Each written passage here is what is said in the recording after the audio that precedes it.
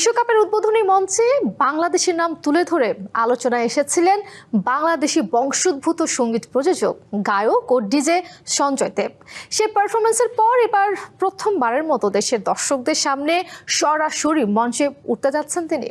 বিশ্বকাপ ফাইনালকে ঘিরে রাজধানীতে আয়োজিত expose presence fan fest volume 2.0 এর সমাপনী দিনে থাকছে তার বিশেষ সঞ্জয় হোমকামিং পারফরমেন্স। শুধু তাই নয়, 6 দিন জুড়ে ফুটবল আর বিনোদনের এই উৎসবে থাকছে আরও নানা আয়োজন।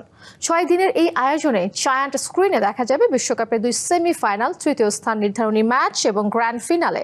পাশাপাশি থাকছে fan zone, football challenge, interactive games, food stall, live music ও ডিজে পারফরমেন্সের মিছিলের জমকালো আয়োজন। তবে এবারের সবচেয়ে বড় আকর্ষণ সঞ্জয় হোমকামিং পারফরমেন্স।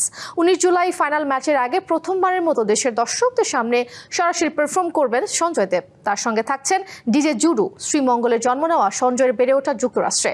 বর্তমানে তিনি লস অ্যাঞ্জেলেস ভিত্তিক ইডিএম প্রযোজক ও ডিজে। তার প্রযোজনায় গান গেয়েছেন অরিজিৎ সিং, গুরু রান্ধাওয়া, সুনিধি চৌহান, হাবিব ওয়াহিদ, কনা, জেফার সহ দেশ বিদেশের জনপ্রিয় শিল্পীরা। 14 থেকে 19 জুলাই রাজধানীর বনানীতে কামাল আতাতুর্ক পার্কে অনুষ্ঠিত হবে এই আয়োজন।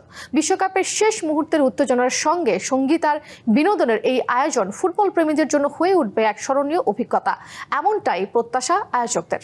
বাংলা কিউআর যেখানে নগদ পেমেন্ট সেখানে। সারা দেশে 10 লাখেরও বেশি মার্চেন্টে নগদে পেমেন্ট করুন খুব সহজে।